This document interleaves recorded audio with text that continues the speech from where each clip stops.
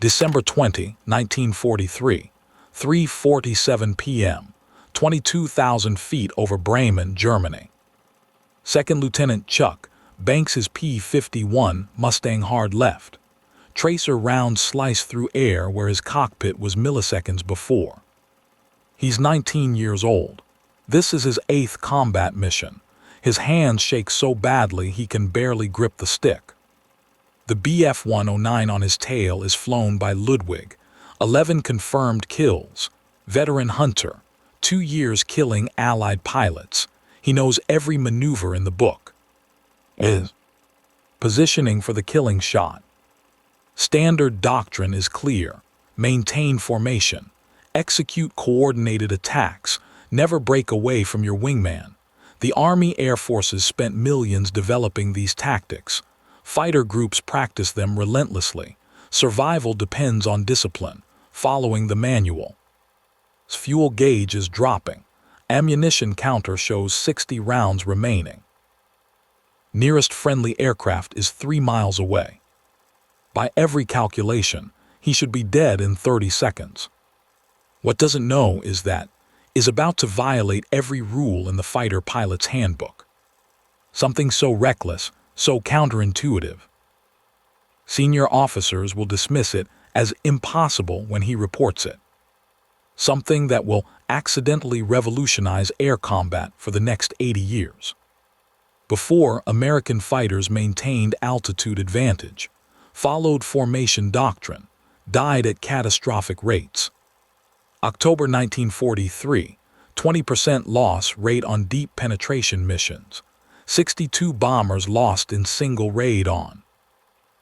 Bomber crews had virtually no chance of surviving their required 25 mission tour. After fighter pilots dove away from enemies, built speed, reversed at impossible angles. June 1944, 4% loss rate, air superiority over Germany achieved. Thousands of aircrew survived missions they should have died on. Fighter doctrine changed forever. How did a 19-year-old West Virginia kid with 270 flight hours discover what experienced officers missed? The answer sits in the P-51, Mustang's performance envelope nobody had explored. Laminar flow wing, Merlin engine, airframe built for speed. Manual says dive limits, 450. Says Bf-109's fuel-injected engine gives advantage in negative G maneuvers. Says diving away from a 109 is suicide. Manual is wrong. Expects to climb, to maintain altitude, to fight by the book. He has no idea, is about to push the P-51 past 550 in a vertical dive that should tear the wings off. December 1943. The United States Army Air Forces faces a crisis that threatens the entire strategic bombing campaign over Europe. The numbers are devastating. August 1943. Raids. 60 bombers lost in a single day. 600 men killed or captured. October 1943. Another raid on. 62 more bombers. Loss rate exceeds 20% on deep penetration missions. Bomber crews calculate the odds. 25 missions required for a tour. 20% loss rate per mission. The math doesn't work. Most crews die before completing their tour. The problem is range. P-Thunderbolts and P-38 Lightnings can escort bombers to the German border. They lack fuel capacity to penetrate deep into Reich territory. Once escorts turn back, Luftwaffe fighters swarm the bomber formations. Wolves on wounded prey. The solution seems obvious. Long-range escort fighters. North American Aviation delivers the P-51 Mustang, range to reach Berlin and back. But there's a second problem, more insidious. American fighter doctrine is fundamentally flawed. The tactics manual was written by senior officers who learned to fly in the 1920s. It emphasizes formation flying, coordinated attacks, strict positioning, Textbook maneuvers never break formation discipline. Individual initiative is discouraged. The manual is gospel. German pilots are destroying American fighters using a completely different approach. Luftwaffe doctrine was refined through years of combat: Spain, Poland, France, Russia. It emphasizes aggressive, individual initiative. German aces like develop the finger four formation, energy fighting tactics, enormous advantages. The kill ratio tells the story. Late 1943. Experienced Luftwaffe pilots average 3 to 4 kills for every aircraft they lose. Some aces like Mayer and Walter have kill ratios exceeding 10 to 1. American fighter commanders know something is wrong. After-action reports consistently show American pilots being outmaneuvered. Despite flying aircraft with comparable or superior performance, the solution eludes them. More training doesn't help. More formation flying doesn't help. Stricter adherence to the manual doesn't help. The consensus among senior officers is clear. American pilots need better aircraft, more flight hours, stricter discipline. The tactics are sound. The problem must be execution. Multiple attempts to fix the problem. Attempt 1: more formation drills. Result: pilots fly formations, die together. Attempt 2: better aircraft delivered. P-51 Mustang arrives. Result: performance improves, tactics stay the same, kill ratio unchanged. Attempt 3: stricter discipline enforcement. Result: courts-martial for breaking formation. No tactical improvement. American doctrine assumes altitude equals survival. The higher you fly, the better position you have. Diving away surrenders advantage. Every training manual: maintain altitude. Every tactical briefing: stay high. Every commander: never dive away. This assumption will kill hundreds of pilots before a teenager from West Virginia proves it wrong. December 20, 1943. After-action debriefing. Air Base, England. Lands at 4:23 p.m. Fuel tanks nearly empty. Ammunition expended. Aircraft intact. He files his combat report. Engaged Bf 109 over Bremen. Enemy had altitude and position advantage. Executed vertical dive to 7,000 feet. Speed exceeded 550. Reversed and gained position. Enemy unable to follow. The intelligence officer stops writing. You dove away from a 109. Yes, sir. Vertical dive, how steep? Nearly 90 degrees, sir. Airspeed? 550, maybe 560 indicated, sir. The intelligence officer looks up. That's impossible. P-51 structural limits are 450 indicated. The aircraft would have come apart. Aircraft held together fine, sir. And you say the 109 couldn't follow? Correct, sir. His fuel injection gave him advantage at the start of the dive, but past 500 I pulled away. When I reversed, he was 400 yards behind trying to recover from his own dive. The squadron commander is called in. Major, 11.5 kills. Experienced combat leader. Reads the report, looks at. You dove away from a 109. Yes, sir. Everyone knows 109s can Mustangs. Fuel injection, negative G performance, it's in the manual. The manual might be wrong, sir. Silence. Then speaks. I'm marking this report as pilot error, violated doctrine. If word gets out that dive-away tactics are acceptable, pilots will get themselves killed trying it. But sir, dismissed, Lieutenant. Leaves, his report is filed as a cautionary example, a warning to other pilots, don't try this. The manual says impossible, the officer says impossible. Therefore impossible. The problem is that wasn't trying to invent new tactics. He was trying not to die. December 20, 1943, 3:47 p.m. BF-109 locked on his tail. Training screams at him, maintain altitude, execute standard evasive turn, reach friendly aircraft. Every instinct says stay high, where the Mustang has advantages. But knows those moves. Expects them, he's already compensating. Cannon shells rip past the canopy. The German pilot is closing for the kill, positioning for a deflection shot that will shred the Mustang's engine. Has seconds. His brain calculates. Standard tactics mean death. All experienced pilots know this. Has killed 11 pilots who followed doctrine. What would not expect? The answer comes from hunting squirrels in the Appalachian foothills. When a squirrel runs up a tree, you don't follow the same path. You predict where the squirrel will be. You move to intercept. Predator thinks 2 moves ahead. Prey just reacts. Has been prey long enough. The engine noise changes pitch.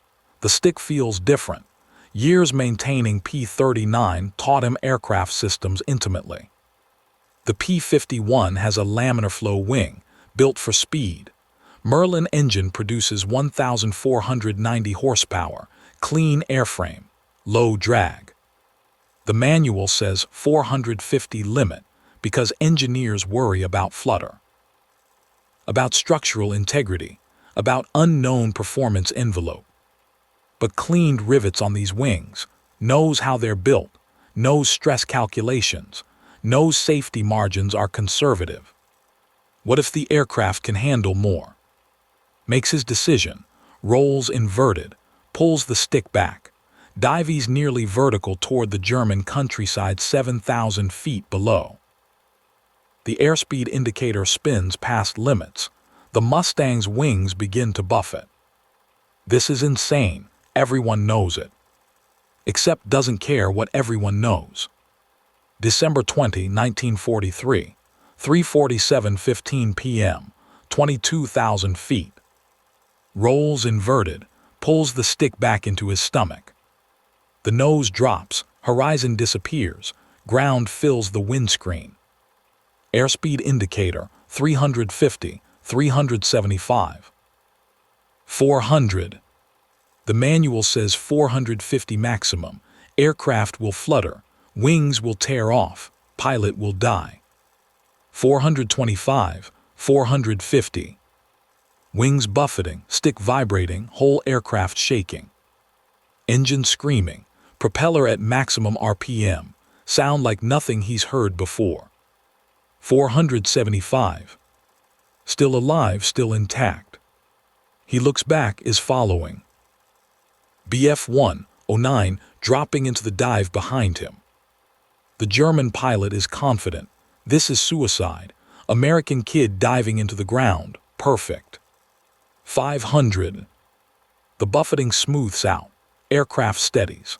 The laminar flow wing is doing exactly what engineers designed it to do, managing airflow at high speeds.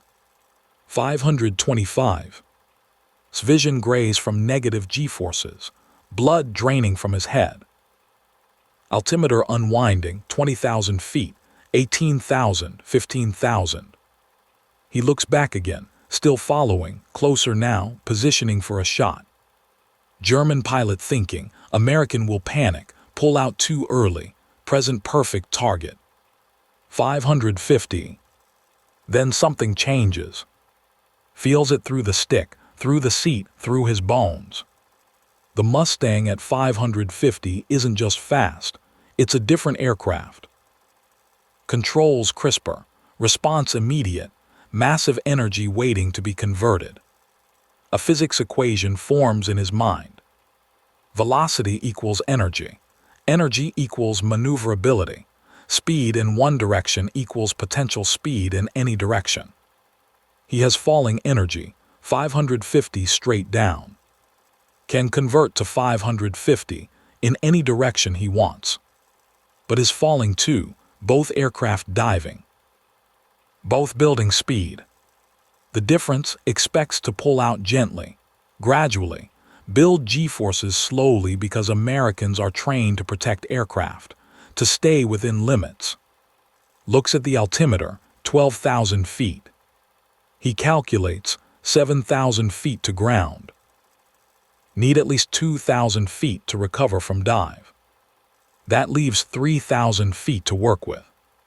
At 550, 3,000 feet equals 3.3 seconds.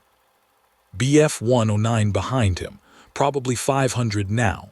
Feeling confident, American kid about to panic and pull out. Except isn't pulling out yet. 10,000 feet, 9,000 feet, 8,000 feet. Vision tunneling, blood draining from head, negative brutal. Lungs compressed. Hands on stick, feet on rudder pedals, waiting. This is squirrel hunting. Wait for the right moment. Don't move too early. Don't spook prey into different pattern. Let predator commit. 7,500 feet. He looks back one more time, right behind him, maybe 300 yards, close enough to see the cockpit. See the pilot's head. German pilot's aircraft angle is shallower than starting to pull out. Smart, conservative by the book. 7,000 feet. Now, pulls the stick back hard. Physics of high-speed maneuver. Standard turn at 300, 3 to 4 G-forces. Comfortable, controllable. Standard training. High-speed turn at 550. G-forces increase exponentially with velocity. The formula: G-force equals V squared divided by turn radius times gravitational constant. At 550, trying to make same turn radius as 300. G-forces multiply by factor of 3.36. Standard 4G turn becomes 13.4G turn. Impossible. Pilot blacks out. Aircraft structurally fails. Solution: increase turn radius. Make wider turn. Reduce G-forces to survivable levels. But wider turn means slower direction change. Easier for enemy to track. Harder to reverse position. Solves this differently. At 550, he doesn't try to turn. He converts vertical speed to horizontal speed. Uses gravity as accelerator. Pulls back on stick. Not sharp pull, smooth pull, building G-forces gradually.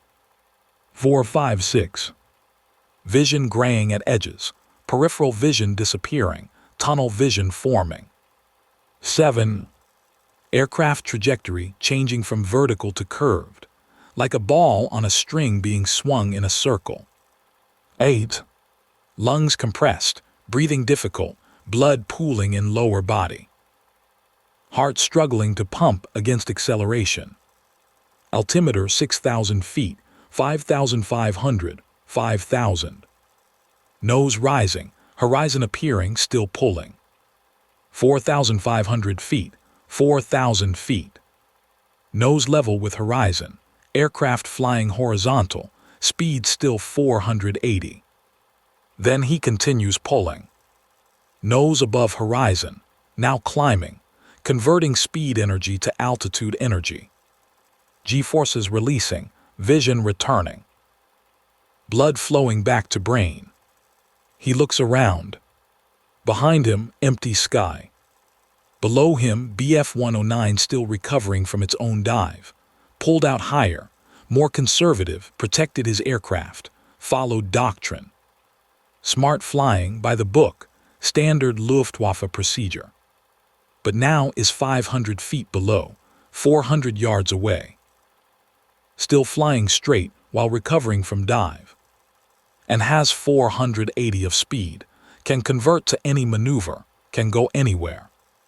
Position reversed. Hunter became prey, prey became hunter. Information asymmetry is complete. Nose, P-51 can handle extreme speeds, can Bf 109 past 500. Can convert dive energy to position advantage.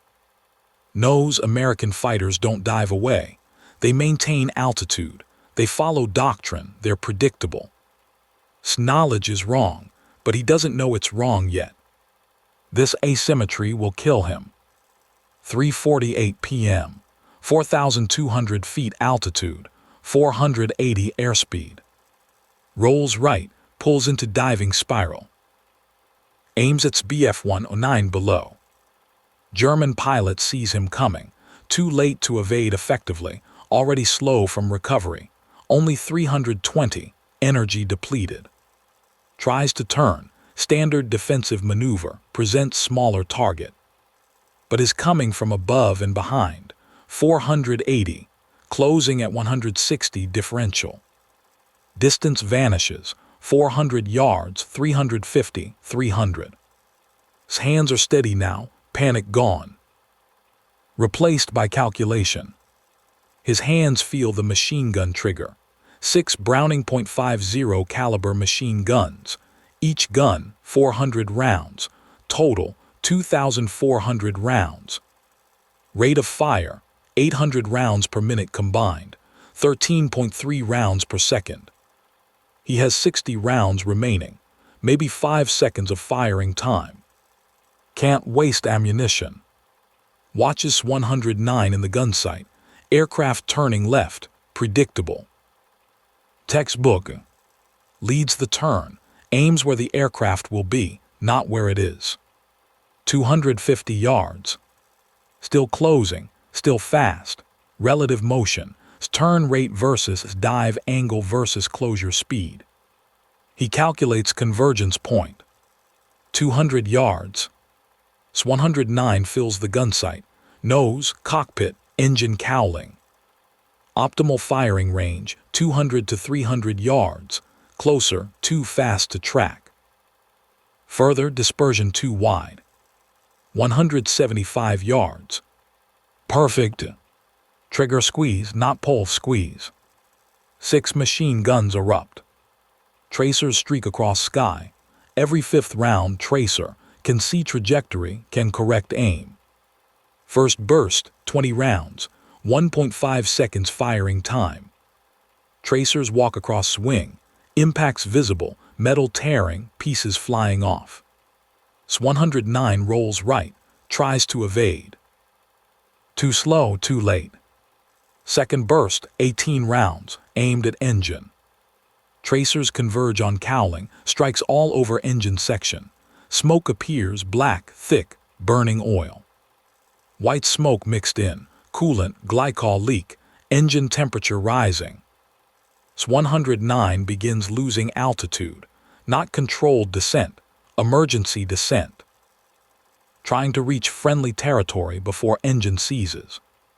Has 22 rounds remaining. Doesn't fire, is finished. Engine damaged, smoking, will force land or bail out. Watches Bf-109 descend. Smoke trail behind. Pilot struggling to maintain control. Aircraft disappears into clouds at 2,000 feet. Pulls up, checks gauges. Fuel, 45 gallons remaining, 20 minutes flight time. Enough to reach England. Checks airframe. No damage, no vibrations, no warning lights. Checks wings. No cracks, no deformation, no flutter damage. Aircraft survived 550 dive. Survived 8G pullout. Survived high-speed combat maneuver. The manual was wrong about limits. His hands aren't shaking anymore. January 14, 1944. Major Don flying patrol over France. Engaged by 2 Bf-109s. Altitude advantage to Germans. Standard setup for German victory. Remembers impossible dive from December 20. Makes decision, tested himself. Rolls inverted, dives vertical, speed builds past 500. Both Bf-109s follow. German pilots confident, American diving into ground. Easy kill. At 6,000 feet, pulls out, smooth, controlled, 7, vision grays but holds. Reverses position. German pilots still recovering from their own dives. Shoots down both aircraft. 4 minutes total engagement. After landing, he calls to his office. Your December 20 report, the dive tactics. Yes, sir. Aircraft really handles 550. Yes, sir, maybe more. I stopped at 560 because I ran out of altitude. And the 109 couldn't follow. Fuel injection gives them advantage at start, but past 500 were faster, cleaner airframe, better high-speed characteristics. Nods. I just shot down two 109s using your method. Worked exactly like you said. You tried it, sir. Submitted new report to group operations. Recommending dive tactics be incorporated into doctrine. What about the manual, sir? Manual was written by people who never flew a Mustang past 450. We just proved it wrong. Twice. January 16, 1944. Group commander authorizes tactical experiments. January 20 to 25. 6 pilots test high-speed dives in controlled conditions. Results are consistent. P-51 stable to 550 plus. Can BF-109 at extreme speeds. Can reverse position after dive. February 1, 1944. Briefs all squadron commanders. Demonstrates technique in training flights. February 3 to 15. All pilots in 357th Fighter Group practice dive tactics. Start conservative, 450. Build confidence. Increase to 500, then 525. Success rate, 23 out of 25 pilots master the technique. 2 pilots uncomfortable with extreme speeds. Keep to standard tactics. February 18, 1944. First large-scale combat test. 48 P-51s escorting bombers to Leipzig. German fighters attack. Multiple engagements. 12 separate dogfights. American pilots use dive tactics. 11 German fighters destroyed. 1 P-51 lost to engine failure, not combat. Exchange ratio, 11 to 1. Traditional tactics in similar situations, typically 2 to 1 ratio at best. The effect is immediate and dramatic. But validation isn't complete. February 28, 1944. Group Operations Officer submits Tactical Innovation Report to VIII Fighter Command Headquarters. Response comes back March 3rd. Staff officers recommend court-martial for unauthorized doctrine modification. General William reads the report personally. His decision will determine if innovation spreads or dies. March 5, 1944. General calls a meeting. All VIII Fighter Command Group commanders attend. Staff officers present their case. Dive-away tactics violate doctrine, endanger pilots. Should be prohibited. Asks what are the results. Presents the data. December 1943, using standard tactics. Kill ratio 1.8 to 1 favoring American pilots. February 1944, using dive tactics. Kill ratio 7.3 to 1 favoring American pilots. German aircraft destroyed, 67 confirmed. American aircraft lost, 9 total, 3 to combat. 6 mechanical failures. Bomber loss rates. January 1944, 8.7% per mission. February 1944, 5.2% per mission. Studies the numbers, looks at staff officers, looks at combat commanders. He says, results speak clearly. Doctrine changes effective immediately. High-speed dive tactics authorized fleet-wide. Staff officers protest, cuts them off. Doctrine serves pilots. Pilots don't serve doctrine. When evidence contradicts theory, we change theory, not evidence. February 15, 1944. Directive issued to all VIII Fighter Command units. Energy fighting tactics authorized. Pilots encouraged to explore aircraft performance limits. Within 2 weeks, 12 fighter groups implementing dive tactics. Within 1 month, kill ratios improving across entire 8th Air Force. But German pilots are adapting. They've fought long enough to recognize pattern change. April 1944. Luftwaffe issues new tactical directive, specifically countering American dive tactics. This innovation will face its hardest test yet.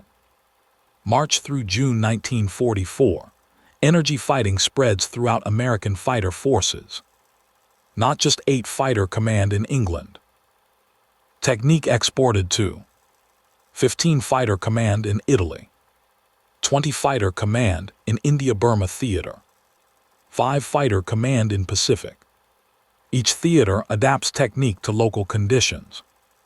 European Theater, high-altitude bomber escort. Mediterranean, medium-altitude interdiction. Pacific carrier-based combat. Results multiply. April 1944. 267 German aircraft destroyed. 41 American fighters lost. Ratio 6.5 to 1. May 1944. 478 German aircraft destroyed. 58 American fighters lost. Ratio 8.2 to 1. June 1944, D-Day month. 522 German aircraft destroyed. 47 American fighters lost. Ratio 11.1 to 1. Bomber losses dropped dramatically. October 1943, 20% loss rate per mission. June 1944, 3.8% loss rate per mission. The casualty impact is measurable. At October 1943 loss rates, crew completing 25 missions had 0.7% survival probability. At June 1944 loss rates, crew completing 25 missions had 37.6% survival probability. Energy fighting tactics, difference between death sentence and fighting chance. Strategic bombing campaign becomes viable. Allied air superiority achieved. Invasion of France supported. One 19-year-old's panic dive changed the strategic balance of the entire war.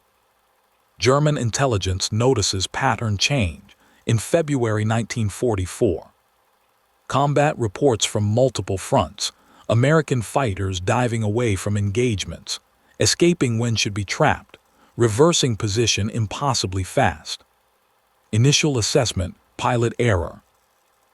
Americans panicking, diving toward ground in fear.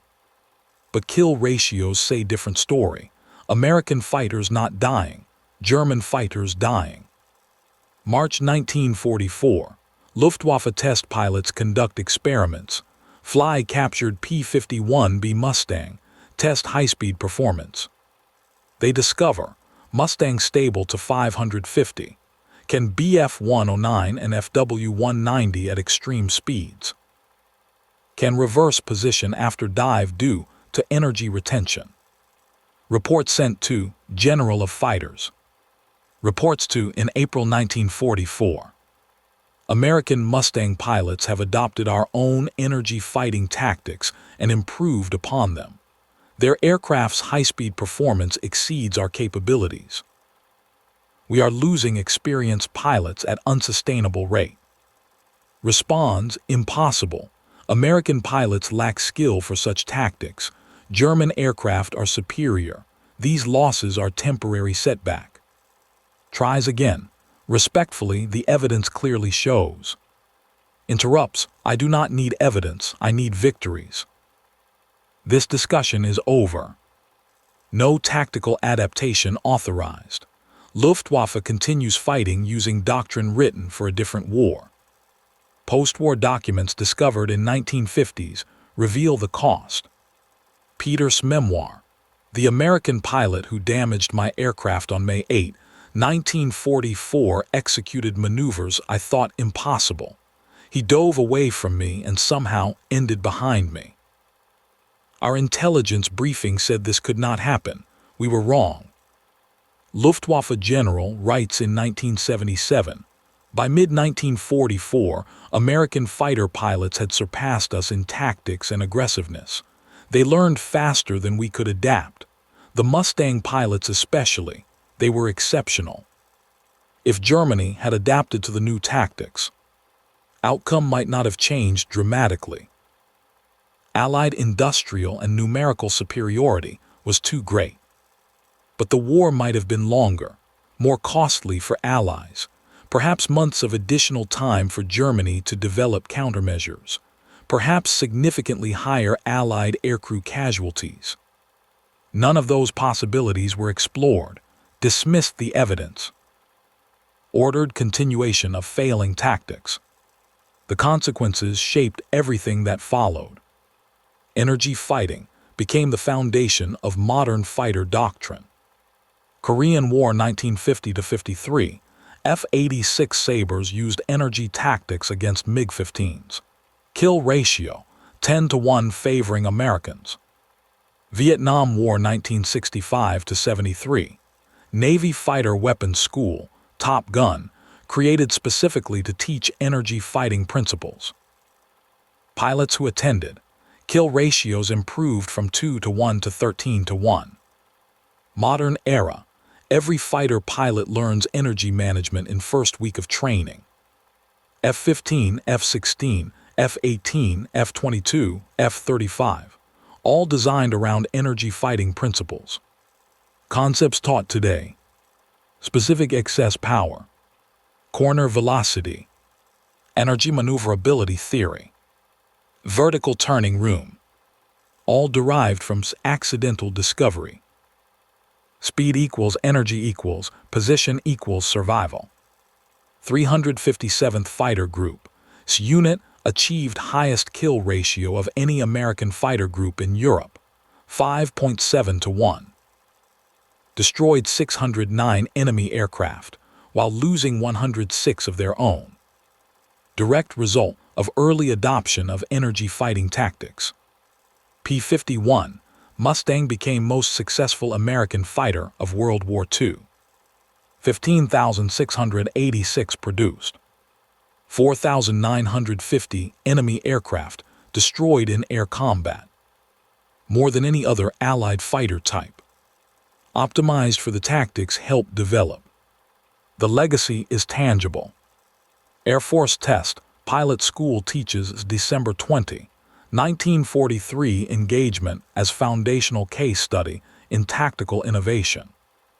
Naval Aviation Schools of Airmanship includes energy fighting in core curriculum. Modern fighter pilots flying at 50,000 feet use principles discovered by teenager diving at 550 over Germany. Innovation doesn't come from committees. It comes from desperation. Modern parallel, SpaceX landing rockets vertically. NASA said impossible. Rocket scientists said physics didn't work. Elon Musk said watch this. Now it's standard procedure. Tesla autopilot. Transportation experts said self-driving cars needed LiDAR sensors. Tesla used cameras instead. Experts said it wouldn't work. It works. ChatGPT and large language models. AI researchers said they couldn't reason or understand context. OpenAI trained bigger models anyway. Reasoning emerged. The pattern repeats. 1. Established experts say something is impossible. 2. Outsider tries it anyway.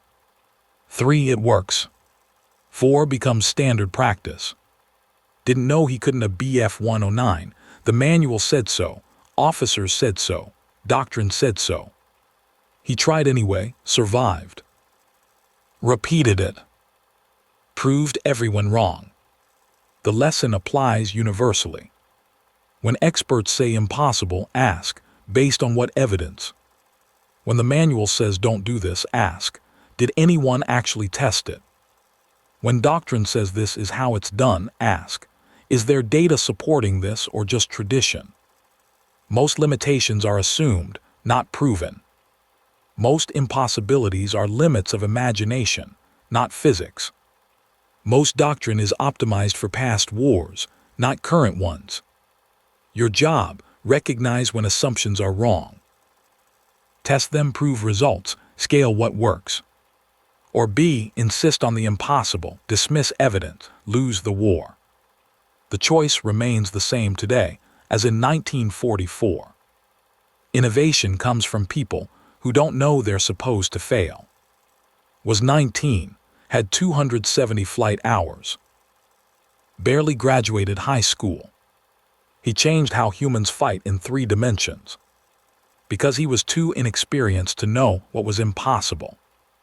Next time someone tells you that won't work, remember the West Virginia kid who was supposed to die over Bremen. Sometimes not knowing the rules is exactly what allows you to break them.